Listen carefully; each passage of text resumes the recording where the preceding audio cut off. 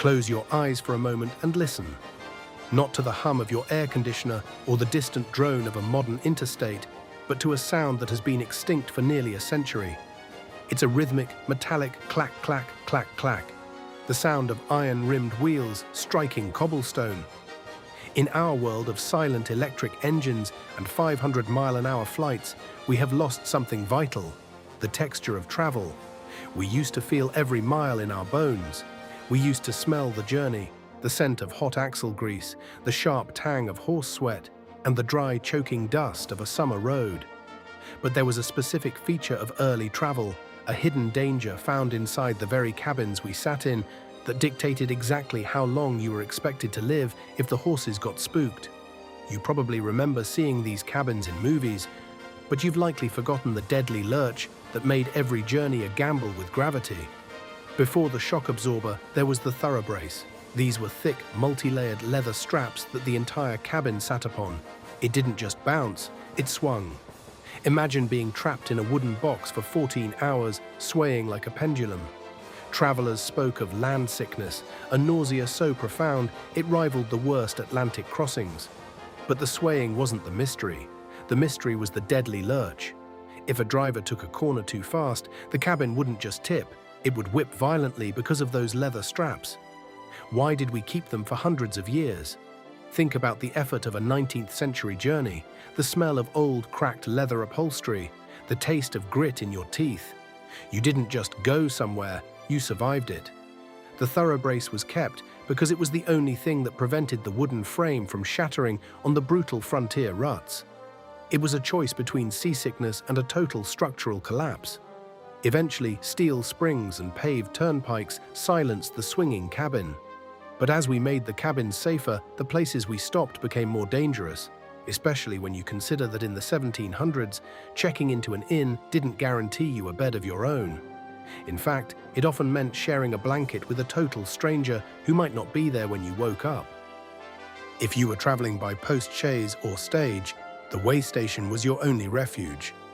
But there was a social rule, now entirely forgotten, called the Rule of Three. It wasn't about food or price, it was a rule about the physical space of your body while you slept.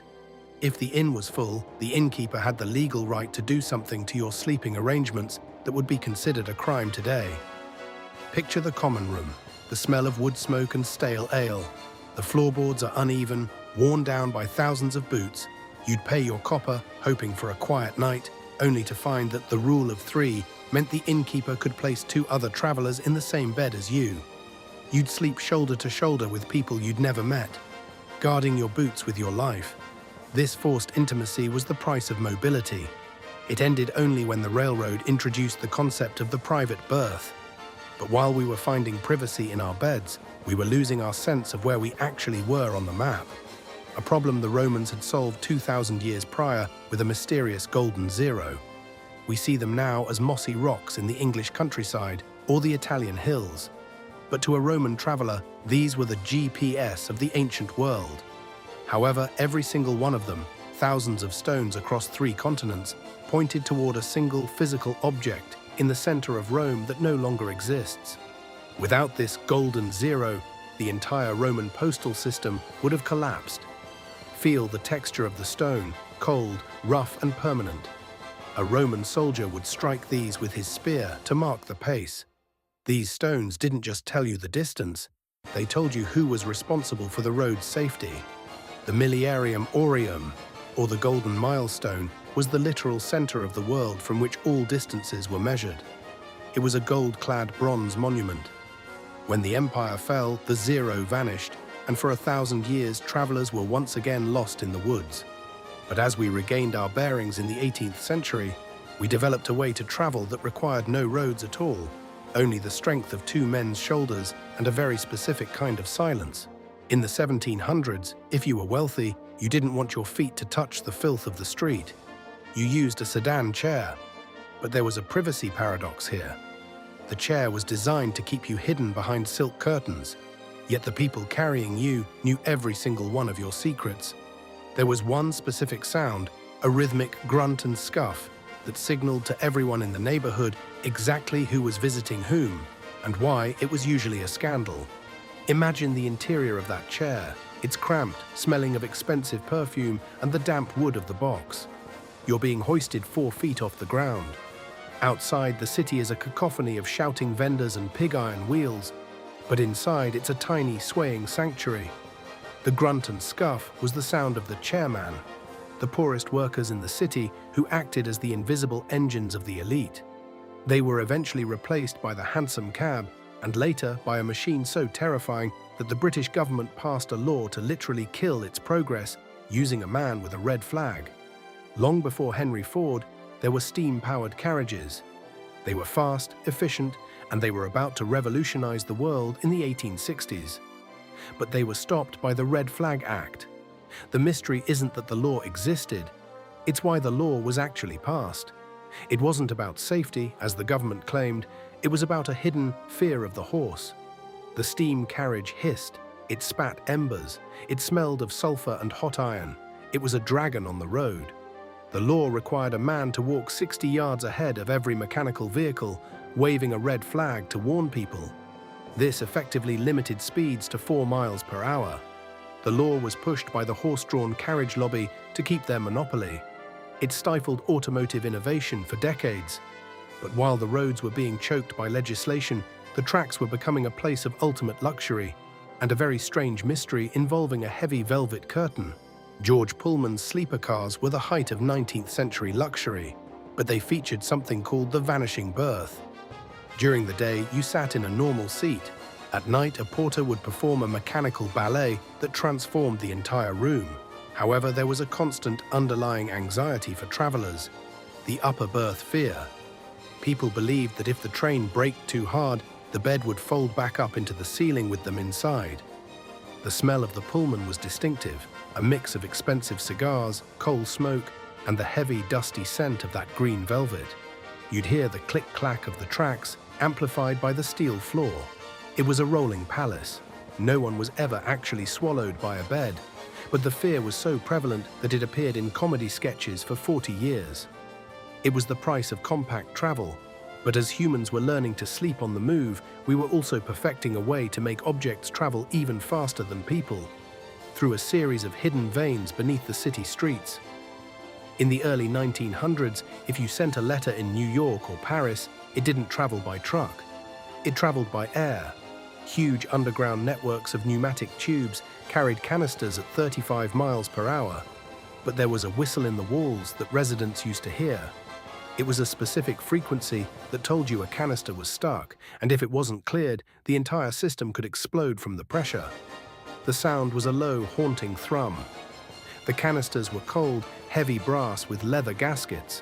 When you held one, it felt like holding a piece of the future. The system was eventually abandoned because it couldn't handle the sheer volume of modern mail. The tubes are still there, silent and empty under the pavement. But as we moved away from the speed of air, we returned to the slow, heavy weight of the sea, carrying trunks that were never meant to be opened. For millions of immigrants, their entire lives were compressed into a single trunk. These weren't just suitcases, they were life capsules. But there was a phenomenon known as the unopened weight. Many families would keep these trunks in their basements for 50 years after arriving, never opening them. Why? The reason is a heartbreaking psychological tension that many of us still carry today. The smell of a steerage trunk is unmistakable. Cedar, mothballs, and the faint lingering scent of a home that no longer exists. The locks were heavy, often requiring a key that was worn around the neck like a crucifix. They didn't open them because the trunks represented a bridge to a past they had to leave behind to survive. Opening the trunk meant acknowledging that the bridge was gone.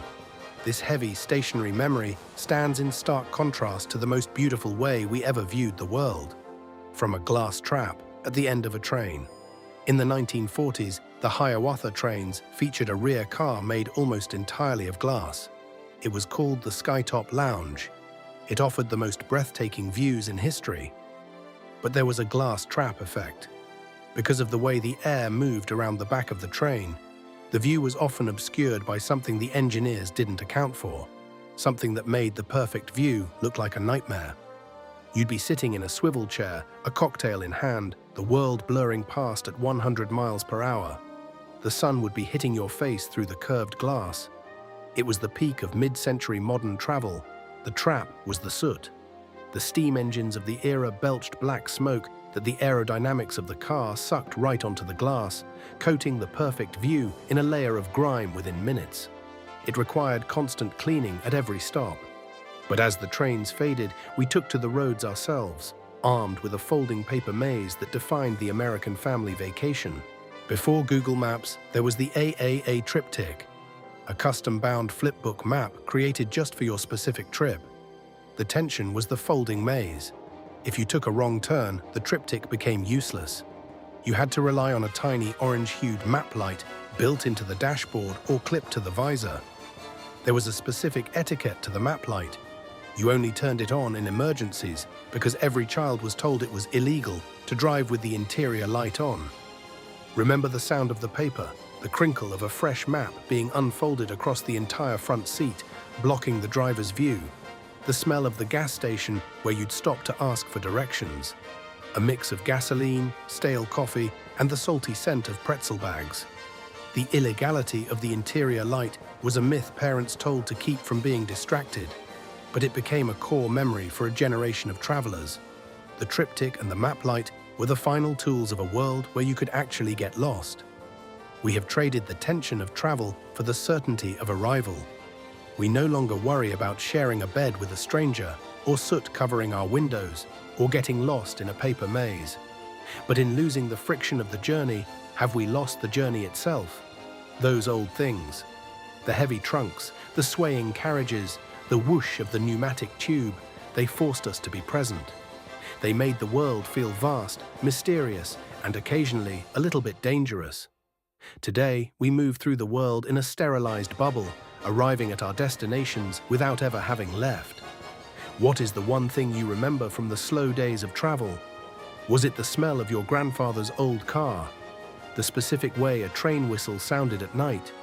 Or perhaps the map you could never quite fold back the right way? Tell me your story in the comments.